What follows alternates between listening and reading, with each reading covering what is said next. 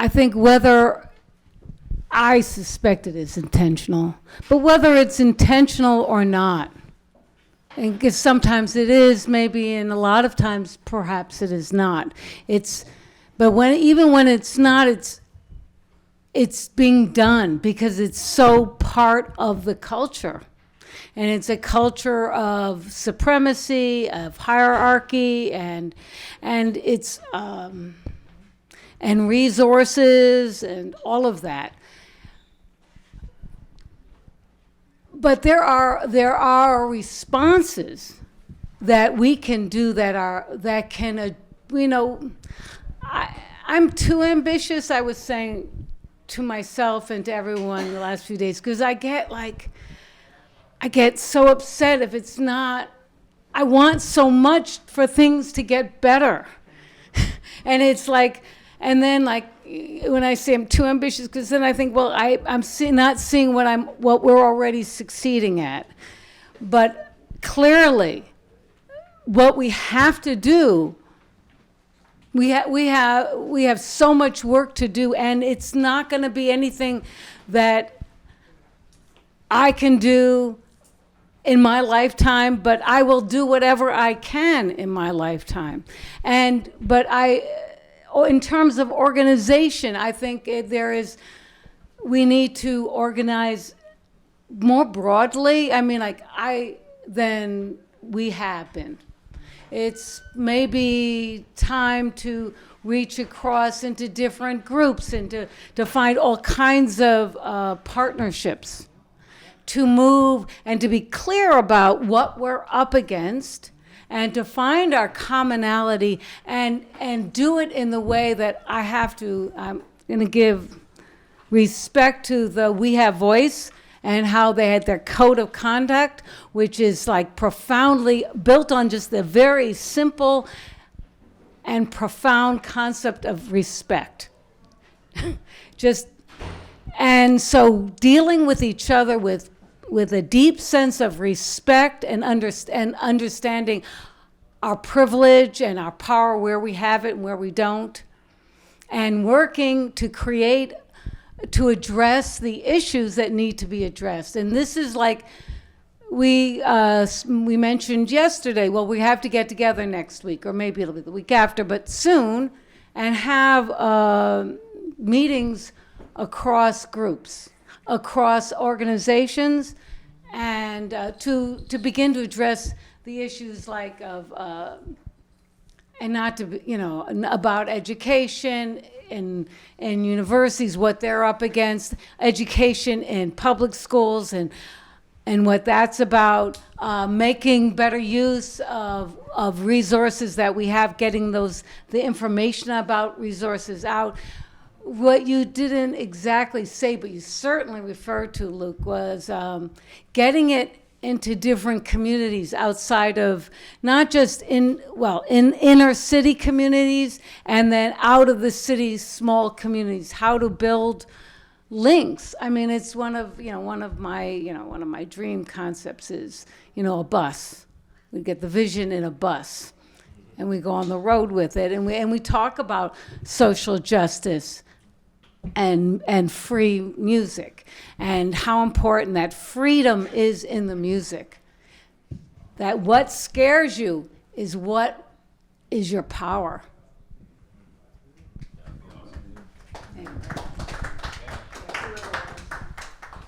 And I do want to open it up to the audience in a little bit. It's about 4:20 right now, and I think we have until about 5 or so. Yeah. So in a second we do that, but maybe what I would interject in this too, as a university instructor myself, is a part of, I feel like what's being talked about too isn't just getting individual programs in schools, but developing curricula that can be put out there more broadly. Because the trick is, and I think everyone on this panel and many people in the audience know this, jazz education is a big industry now. They have huge conventions. There's the Jazz Educators Network. There's textbooks that are selling all over the place. There's people who make their living on this. And But it's serving mostly a white community. It's absolutely serving mostly a white community. How many times have these people been in those conversations? And that was the next point that I was going to make. The music, the creative music, the more avant-garde side of things doesn't get represented a lot. And part of that too, I think part of it is ideological, as Warren and others were talking about in terms of what's being valued. And part of it is just, for lack of a better term, laziness on the part of educators, right? Because it's very easy to put together a curriculum where you're saying, okay, you're going to learn your major scale. Now you're going to learn how to play over a 2-chord. Now you're going to learn to play over a 5-chord. And then the semester's done and you've learned some basic tonal improvisation, and it hasn't gone any further than that. But to develop curricula that can show teachers, okay, here's how you do it. Here's how you introduce more creative things and sort of get that into the culture of jazz education is harder. but maybe that's part of where it needs to go. Yeah, I wanted to speak to that because I said that I'm teaching the course on Sun Ra, but the students tell me at the new school that I'm the only instructor that they have who gives them background information on the artist whose music they're performing. They have many ensembles at the new school, yeah? But they play the music, but they don't learn about the person. And I'm saying that that's a disconnect. How do you do that? I know you can't do it around, with Sun Ra's music, because how do you sing, Loving Out of Space, or, The Second Stop is Jupiter, without understanding who composed that? You know what I'm saying? But I'm taking that and saying, but how do you teach the music of Miles Davis without knowing who Miles Davis is, or the music of Art Blakey, or any of these great people? So I'm saying that, yeah, jazz is in education. But I think that the people who come out of that program don't necessarily know any more than anybody else, because the instructors are not teaching them what they need to be taught. But if they went to the new school, or if they went to any of these other educational places where they're not learning anything, when they get out, somebody thinks that they know something and they're going to give them an opportunity. So when we're talking about education, that's who has access to that education, who has the opportunity, who has the funds to pay $44,000 a year to go to the new school. Yeah. You know what I mean? Like who has that? So I'm interested in terms of education. I'm interested in, again, going out on a limb, I'm interested in just getting rid of it all, and just giving everybody an instrument, and let's go out and live some life, and let's get together and play some music that's interesting to us. You know what I mean? And but also with with gaining in living life, you gain perspective and understanding, and you gain mastery, hopefully, and through that understanding of mastery, that's where the sweet spot is. That's where the next jazz comes from. It also comes through scarcity as well. That's why hip hop was created. That's why jazz was created. What's being created now? Again, we're in terms of exposure and taste. Your 18, 19-year-old students who are coming to the new school to study jazz, what are they really listening to? Are they all listening to Charlie Parker? I think some of them probably are, which I don't know how I feel about that.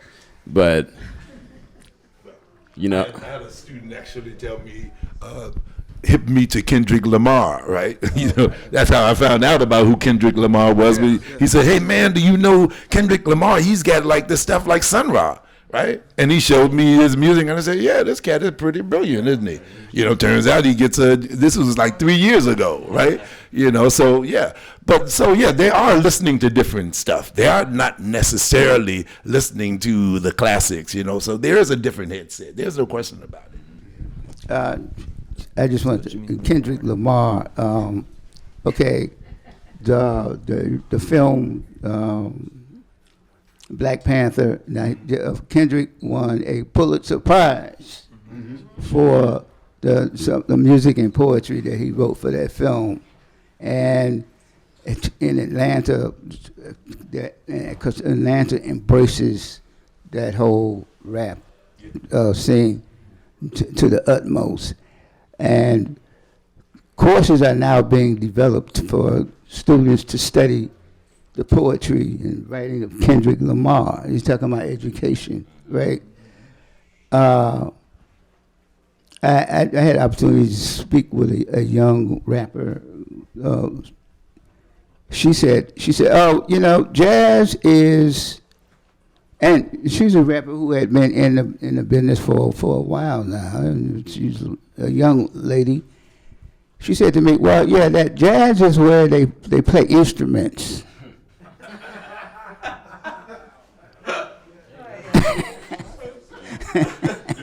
You know, I mean, so now we're talking about, this is the depth of, you know, what we are up against, you know.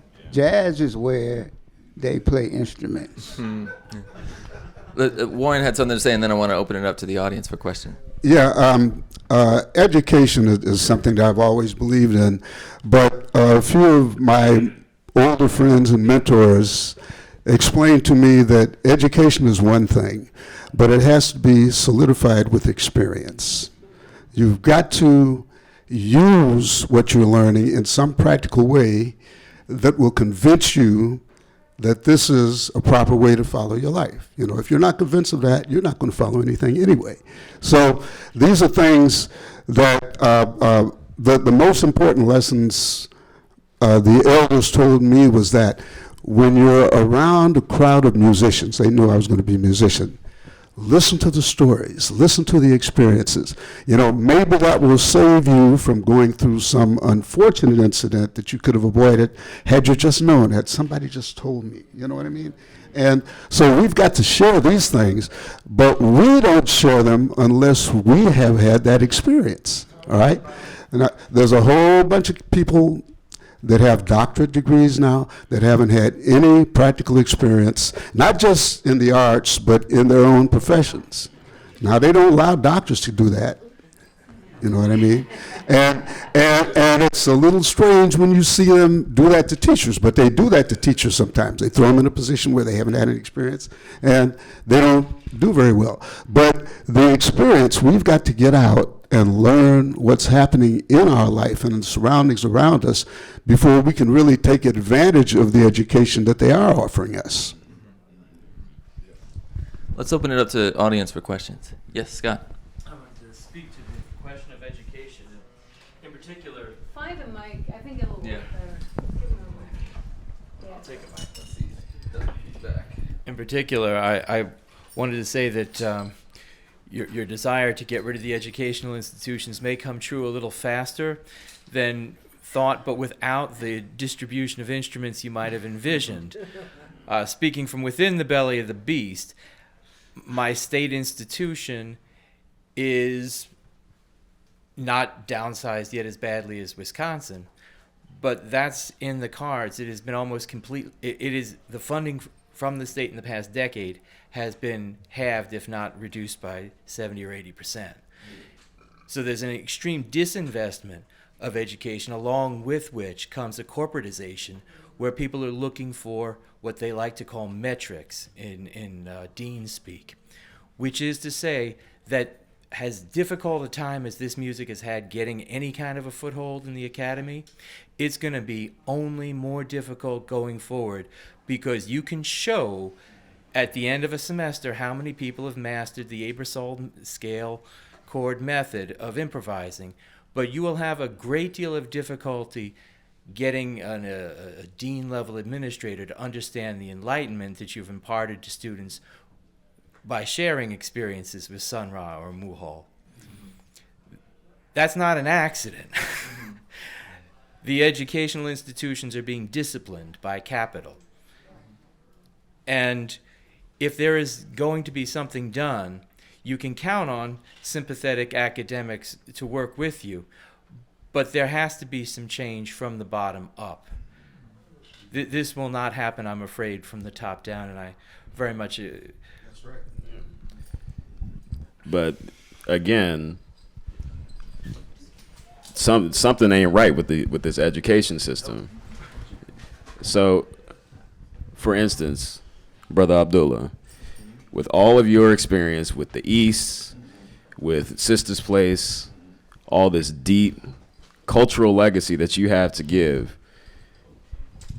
to our people, how often do you get that opportunity at the new school? For somebody like you at the new school, for somebody like Braxton at Wesleyan, Roscoe, Wadata, and go on and on and on and on. Our people are being locked up in these institutions in a way. They're being locked up and taken away from our communities. Mm-hmm. Taken away from a person like me, mm-hmm. as a young person, a teenager that needed that really, really needed that. But there's so many people that don't have the opportunity. And so then what happens is those same kids that you're teaching, that Braxton taught, that all these people taught, form their own little cliques. Yep. Because I study with this person, mm-hmm. so I know. Yeah.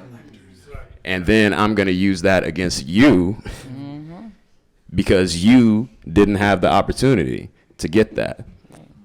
So we're talking about education. They're doing some educating, all right. They're really doing some educating.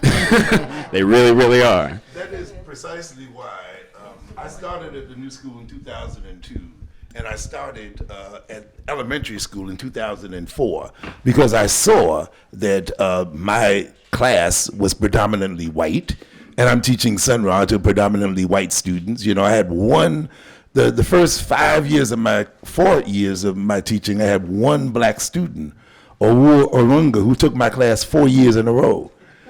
He wound up playing with Macklemore and got a Grammy, and went to Kenya and taught, right? But with who? Macklemore. Imagine that, right? You know what I'm saying?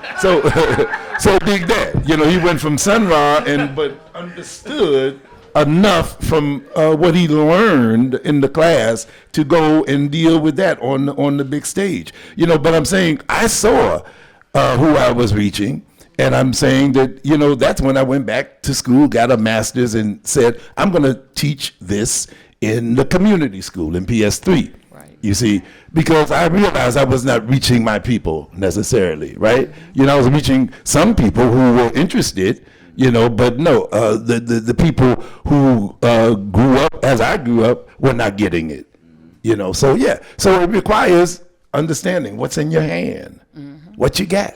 Mm-hmm. Yes. Yeah. Hi. I'm just loving this panel. I mean, this is just fantastic, and it's so important for us as artists. My name is Gwen Black, and I'm a visual artist. And Patricia, what you said is so true and important. When I started celebrating and presenting the visual side of jazz, this is my 30th year. None of you guys know me, right? There are some who know me, maybe Warren, who played with my godmother, Emmy Kemp, and I presented him. But it is very, very key for us as artists to stop being presented and be the presenter, okay? Be the producer. Because you have a system in place to stop free music, free creativity. Why? Because in creativity is the spirit. And there's where our power is. And we have got to become comfortable about speaking of racism and sexism. The Me Too movement is opening the door now for people to become comfortable, but we in the arts, we have to become more comfortable. When I started my project entitled Beauty and the Beat, Women in Jazz, everybody looked at us like, oh, that's nice. That was 1991. The only person that was supportive was Clark Terry. We're going to relaunch that project next month. The person who's Quincy Cromwell, who is a saxophonist. But again, the sexism, I come from the visual side, and I saw who was being presented, males, white males. We couldn't reach that glass ceiling of becoming top illustrators. So until we are willing to talk and say, this is the problem, and then how we're going to address it, some of the separatism, because it's racism, sexism, and now it's separatism, and you didn't go to school or you didn't study with this person, so now that doesn't qualify you. No, I'm an artist, so that qualifies me. So I think it's important, as Patricia said, we have to start forming bonds so we know what each other are doing, so we can support, because we understand where we're coming from, because we are artists. So I hope following this, Patricia, I can get a chance to say hello to you, and she'll share what we're going to be doing next month. And even the visual side of jazz. People were like, oh, what are you talking about? Well, we're talking about Romare Bearden, Norman Lewis, and others, but there are contemporary artists who continuing in that tradition. So thank you, guys. Thank you very much.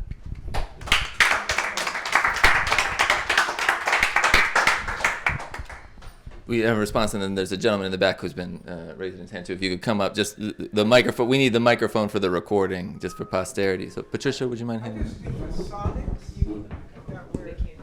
Yeah, there you go. I feel that we're talking about an issue of sonics. You're standing right in front of the camera now.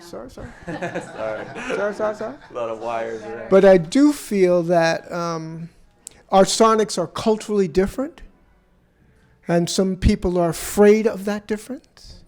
I think the industry so much, society is actually afraid of our communication, even if it's to them, because it is so different. Our bodies are emanating vibrations, you know? And when we're playing music, we're giving those vibrations a forum. And just like in the old days when they suppressed our abilities to talk to each other and even to talk to them, they suppressed it. So, you know, we know what the problem is, but how do we address that? But we're in the system. We need support, or we need this funding in order to move forward. I'm suggesting that we focus more on the constructions that we create, and not so much the funding. You know, because we did all of this without that funding, as far as the panel is concerned, and as far as I'm concerned. So why don't we continue to do this? Because, you know, they're showing, you see this the right has moved forward crazily in the last little bit of time. This new president is here. And it's not just him. It's the environment. And we're who we are. And we're going to continue to do this. But we need to not, you know, academia is what, I'm hearing it right now. You know? But I'm grateful that I was in a place where there was another element, another cultural element that was there before me, who left their energies there for me to intake and say, wow, did this really go down here? And so their energy went inside me, and it made me create another way of vibrating. You know? Sometimes the truth is really what's important. Really. Sometimes. All the time. Warren, you know me. Warren, when I was a kid, I was hearing your rhythms and those drummers in your space. That's not what I'm talking about. I'm just saying the industry and academia is about what they're about. And we need to not pretend that they're not. Right. Because, you know, this guy will show up in Syria in a day and it'll be gone. You know what I mean? And that's not cool. That's not correct. Thank you very much. Thank you, Glenn. I wanted to say a little. When the first year of the Vision Festival, we decided to do it. Then I spoke to someone, and I think I asked him for money. I knew he had money, and I said, well, you know, this is a way you can, you know, we all are given different gifts. and some people happen to have money. But we're all our gifts are equal. And that one of your gifts is money, so he gave me $1,500. We did the 5-day festival. Oh, I don't know how many people. We're 40 groups approximately. Guaranteed everyone money. William got really nervous and asked David where be the getaway car because we couldn't pay. But I did talk someone to give me an extra 1,000, so we had 25. It was still not enough to cover our costs. But the real, it's a good story. But the real, what I'm really trying to say is that we are our own resource. If we give what we can of ourselves, and there's all kinds of ways that we give, that we can support each other. It's the sharing of the wealth of our abilities, not the asking, but the sharing that makes everything possible. We can actually and absolutely change everything if we all just understand how much we have to share. And that doesn't necessarily mean money. Sometimes it means money. Sometimes it meant like all the musicians getting together. Those were the days you did mailings, put stamps on things. So we had around 20 musicians there, sealing and stamping and addressing, labeling flyers for the Vision Festival. I mean, it's for example, the volunteers, everyone, it was all an act of sharing what you had to share in order to make happen what you wanted to have happen. And it's just, there is so much work to be done now that it's a bit overwhelming. As Glenn's alluding to the state of the world that we live in, which is like an utter shock to our spirits every day we take it in. But this year I didn't do as much with we have the Artists for a Free World.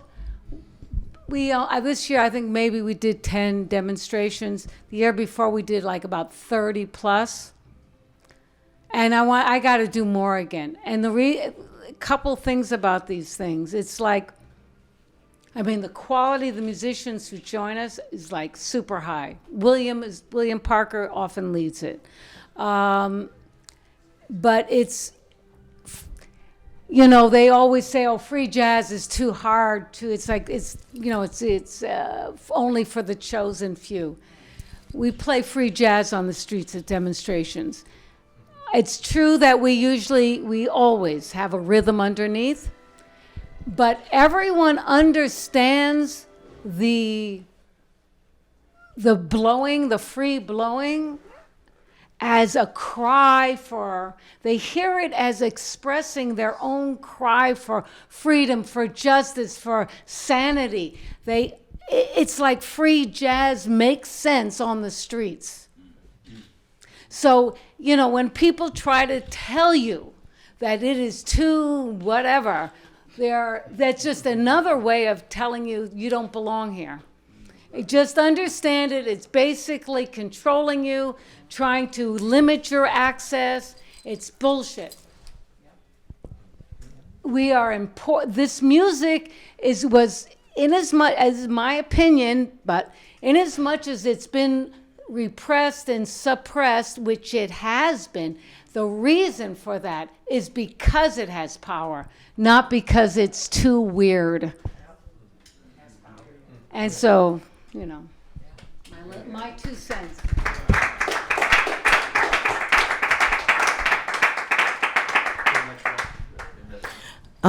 I just wanted to make a point to return to the question of cultural equity, and for me, the importance of documenting what we're doing as we're doing it. Often we're too busy doing. So when you say that you can't find records of Alvin Fielder in the space in Mississippi. I think that's true of the movements that we have now, where the work that Ahmed's been doing with the Sunra Orchestra, the Sunra Ensemble at the New School for 17 years is not necessarily documented anywhere there or anywhere else. And all of these jazz institutions that we have, I don't know the extent to which the history or the story or the her story of this music is actually included in those places. So when you go to Rutgers, whatever, these places where these things are recorded, you find, we've got, I don't know, Charlie Parker's instrument and this one's, but I don't know the extent to which we are actually documenting this. And I think this is important in terms of the social justice movement overall. As I was at a Black Writers Conference recently where a young man was saying, where do I go to link up with the history of these movements?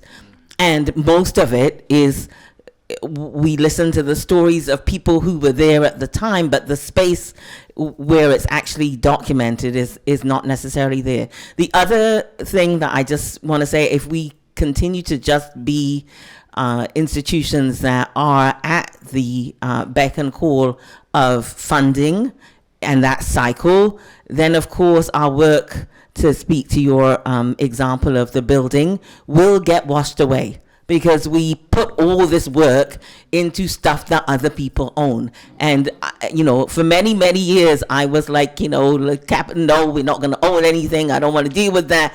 But the fact is, if you own something, people can't just come and take it, right? So in some ways, we need to think about, you know what I'm saying? We need to think about different ways. Maybe not, a sole person own, but maybe collective ownership of things is an important thing to think about in terms of ongoing cultural equity. We're never going to have that kind of longevity, and longevity is key in terms of being able to do what we need to do. Otherwise, it's just an ever-going cycle. So.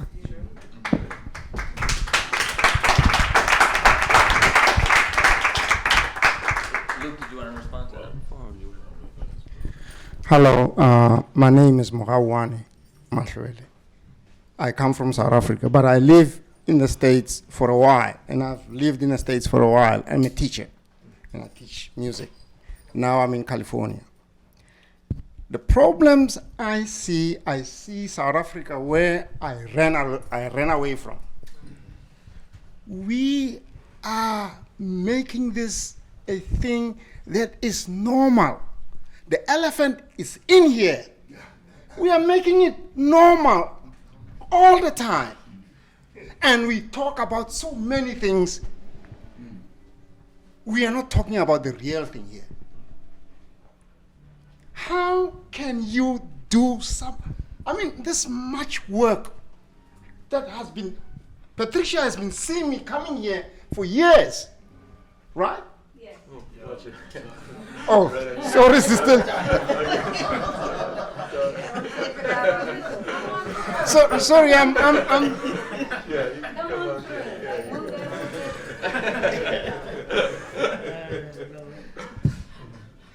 So what I see happening is there is that energy, but this energy, whenever it comes up, is thwarted. We start again all the time. You can never go forward when at the inception you are being bitten.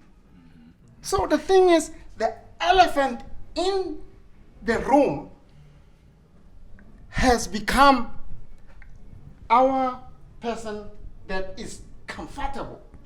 We don't even challenge that by ourselves. We want to hear a lot of things that are there all the time. So many, the struggle right now. Even we talk about Trump and whatever. For us, it has been the same thing. It has never been different. When I say for us, I'm talking about black people. And we look away from it. We really look away from it. We have friends who cannot fight with us but they can give us money. It's not happening. You're going to grow old and old, knowing so much in your head, but on the ground, there's nothing. I just want to say that. Thank you.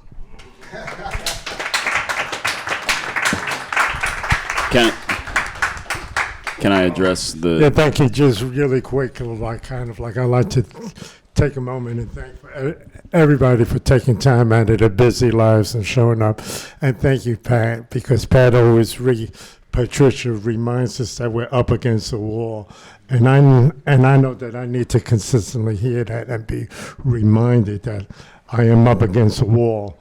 Anyhow, but I just want to touch on something that Warren said, something about the experience. Not only learn the music, but learn the experience of the person.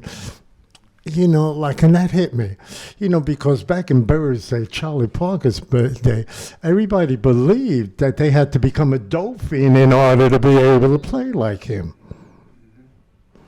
Everybody truly believed that, man. So then all the brothers were getting strung out trying to play the music, right? And then Clifford Brown came along. Clean cut, church guy, boom.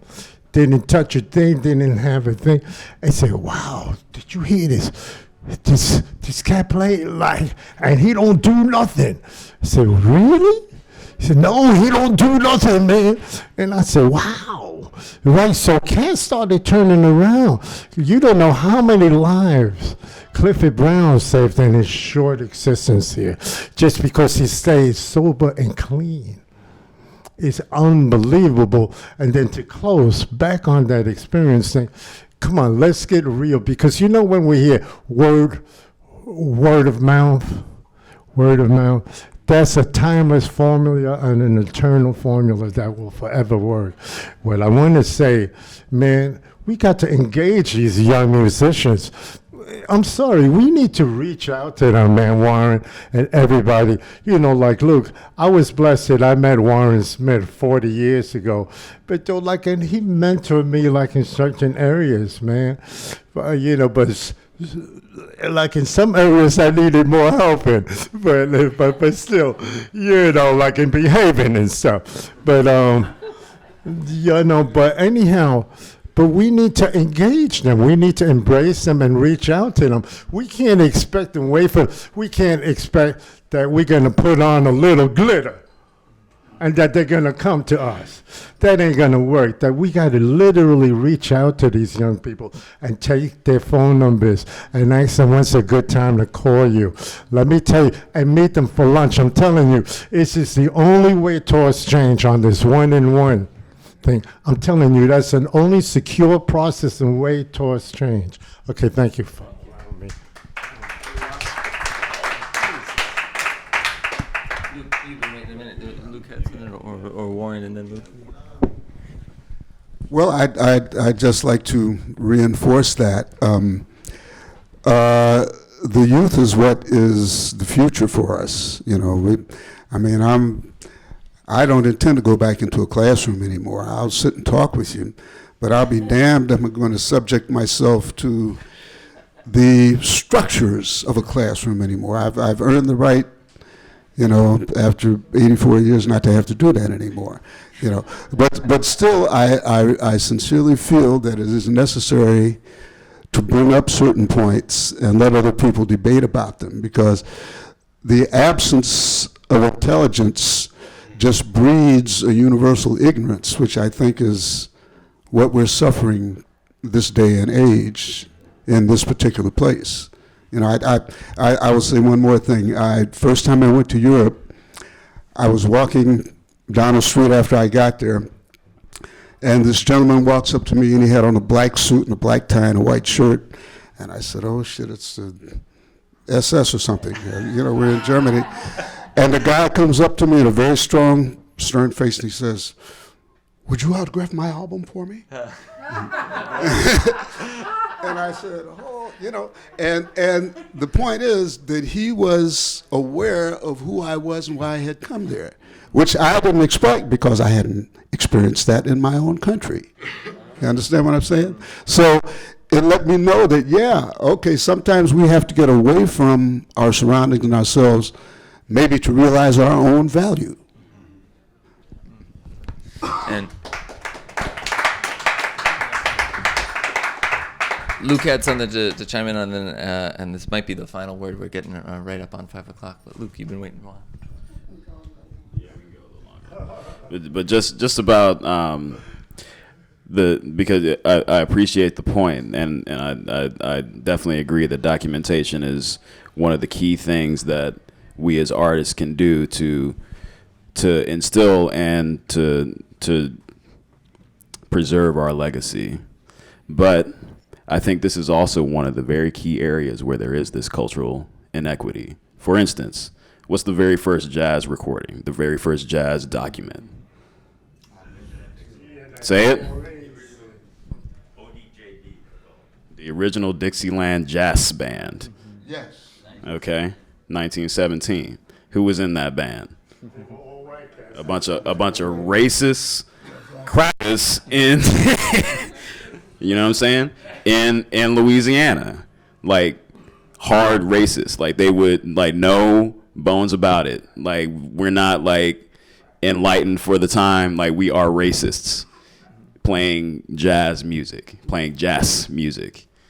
And before that, the progenitors of that music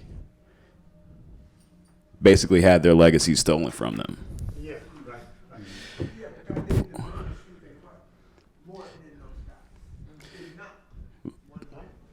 It didn't diminish their legacy, but it diminished their cultural equity. Yeah. Exactly. Yeah, exactly. But the original Dixieland Jazz Band is making money. Their kids making money. You know what I mean? And claim the history too, because they claim the racists point to those records. They say they were first. Exactly. This was white music. Exactly. Exactly. And they still claim it. Exactly. Still, Sun Ra, probably the single most, correct me if I'm wrong, it's probably the single most documentary heavy person to the point where he recorded everything. Okay, there's more that I heard from Marshall Allen's mouth. There's more that has not been heard than has been released. Okay, brother, ESS. Who runs ESS in Chicago? It's a consortium of people, but they have what? They have a very important thing. They have I don't know how much they have, but I know they got some of it. They got some of Sun Ra's recordings over there, and also at what? John Corbett. John Corbett has a lot of it. Like, why they got it?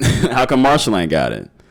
You know what I mean? Why is there not a Sun Ra Orchestra archive? Why is it in another collective? Why is it not in the hands where it needs to be? Documenting. You know what I mean? Taken, stolen.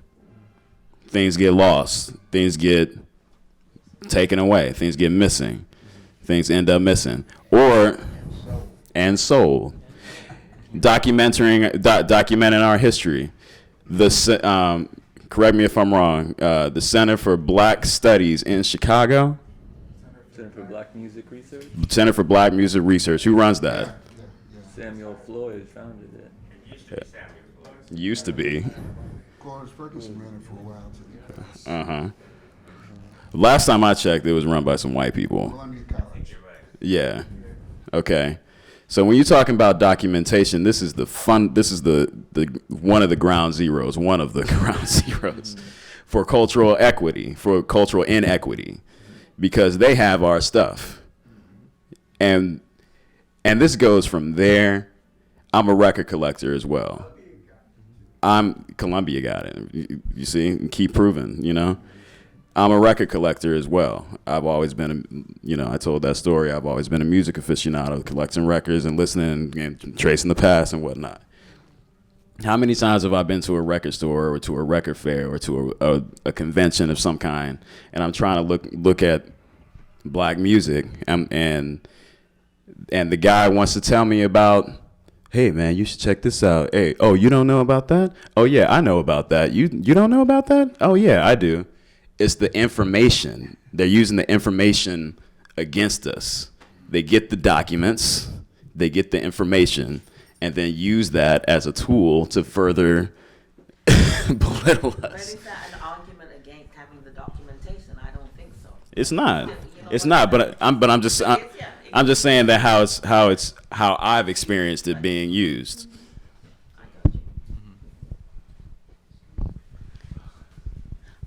Thank you for saying that, Luke. I mean, I think it's important, and it isn't in opposition to what Monique is saying.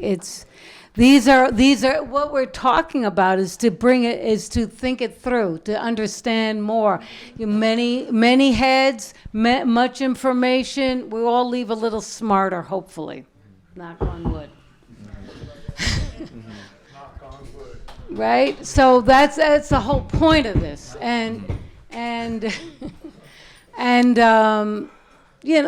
there's also there's also like accessibility, documentation, accessibility, social media, how the algorithms have been turned against us. We have a lot of things. I mean, it's just we have so much stuff against us, but then I'm an optimist.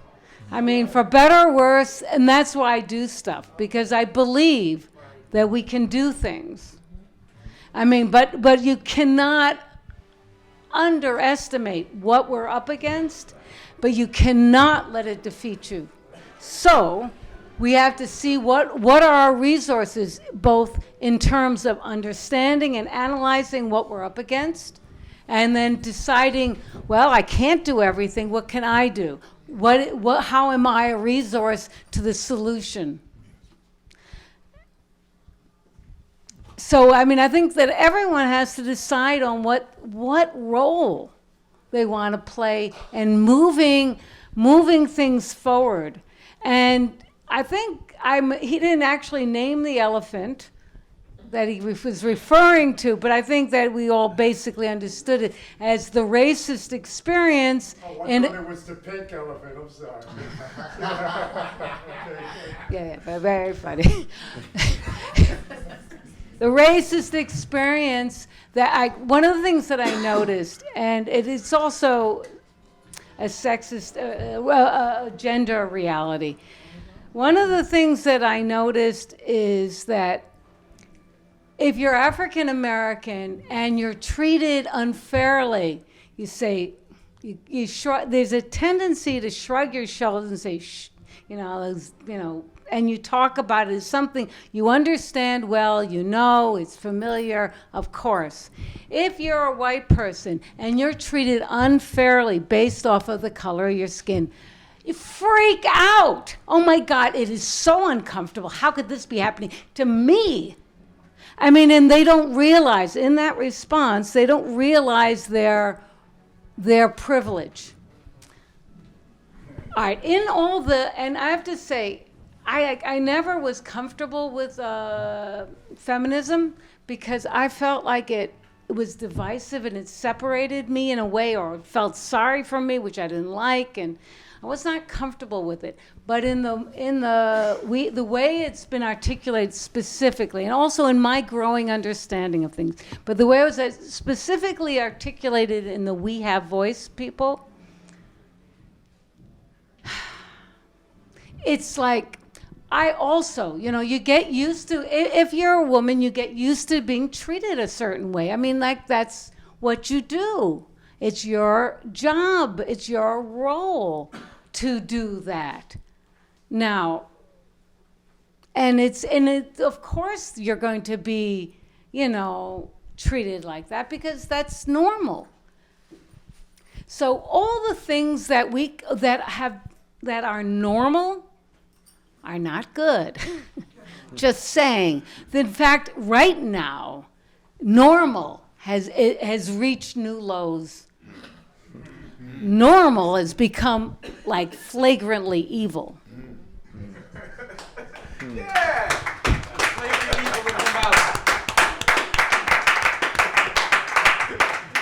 All right, moderator, come on, take us out here. I don't know if I want to end on flagrant evil. That's a sad place to go upstairs to. But I think maybe the hope that we see is in the people in this panel. So let's hear it for one more time for Patricia, Nicholson, Parker, Warren Smith, Luke Stewart, Jemeel Moondoc, Ahmed Abdullah. Thank you very much for being here. Thank you.